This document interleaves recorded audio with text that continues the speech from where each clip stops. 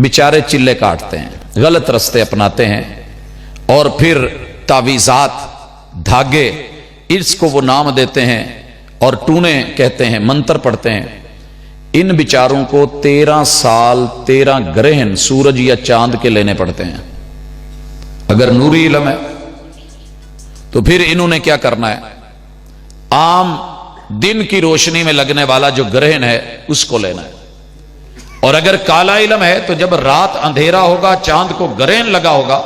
जितनी मुद्दत वो ग्रहण लगा हुआ है, हरूफ सामिता जिनके ऊपर नुक्ते नहीं है, 28 हरूफ में से 13 हरूफ जो सामिता हैं, उनके जरिए फिर ये अपने लिख लिख के और बोल बोल के और कह कह के ये पूरा टाइम उस पे लगा के ये चिल्ले काट के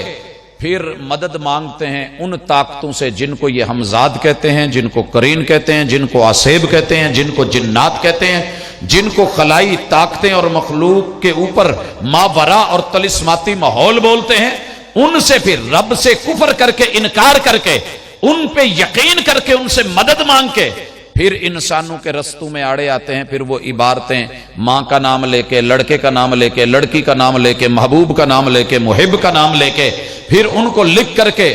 और मुख्तलिफ चीजों से मदद मांग के, अजीबो गरीब नाम लिख करके, हामान, कारून और इस तरह के परले दर्जे के बदमाश और आवारा और बेहया और बेशरम और जिद्दी और अनाद पे मबनी वो कुफर के आइम्मा, उनके नाम लेके इनको लिख करके 4 नक्श बना के देते हैं। पहला